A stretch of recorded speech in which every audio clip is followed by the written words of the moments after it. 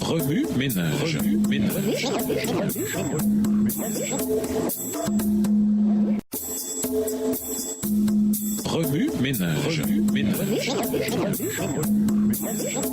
Bienvenue dans votre émission. Remue ménage. Nous voilà à la leçon de mardi. La famille d'abord. Lisons Proverbe 13, verset 24. Proverbe 13, verset 24. Qui refuse de châtier son fils ne l'aime pas. Celui qui l'aime le corrigera de bonne heure. La famille constitue l'unité fondamentale de la société. Elle est sans doute la partie la plus importante de la vie d'une personne. C'est là que l'on devrait trouver des liens émotionnels, une acceptation inconditionnelle et le développement physique. Dans Proverbe, 3 secteurs nous aident à développer un foyer heureux. Premièrement, la discipline. Proverbe 13, verset 24, Nouvelle Bible seconde dit « Celui qui ménage son bâton déteste son fils. Celui qui l'aime n'hésite pas à le corriger. » Certains se servent de ce verset pour justifier le châtiment corporel. Le bâton n'est ici que l'instrument de la discipline. Mais un examen plus approfondi du texte révèle qu'il est simplement le symbole de la discipline. Le terme hébreu pour bâton, shebet, peut se référer au bâton du berger qui protège et guide une brebis en train de s'égarer. Un coup sec occasionnel sur le dos est censé guider plutôt que faire mal, même pour le prétendu mouton noir de la famille. Deuxièmement, la chasteté. Les proverbes déconseillent la promiscuité. Salomon conseille sans cesse d'éviter la femme adultère séduisante. Ce conseil ne vaut pas seulement pour les hommes. Il est important de noter que le livre des proverbes a été rédigé par un roi à son fils, à l'héritier du trône. Ce style narratif était un moyen littéraire utilisé dans l'ancien Proche-Orient. Il avait pour intention d'avertir l'héritier du trône plutôt que de diffamer toutes les femmes en tant que séductrices potentielles. 2 idées principales ressortent dans Proverbe 6 et versets 23 à 29. Premièrement, l'infidélité sexuelle sème la discorde dans la famille et brise le mariage. Deuxièmement, la tentation de l'infidélité sexuelle est dangereusement séduisante.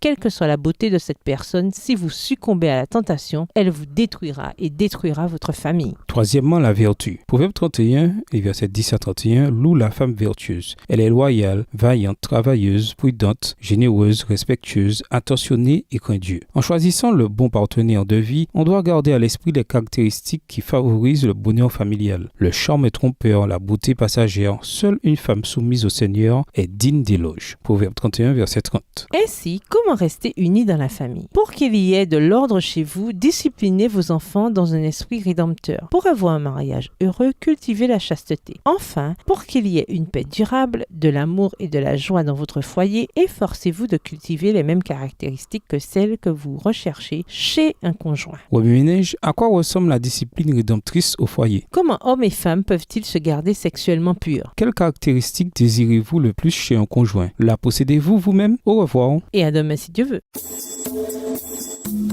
Remue ménage. Remue ménage.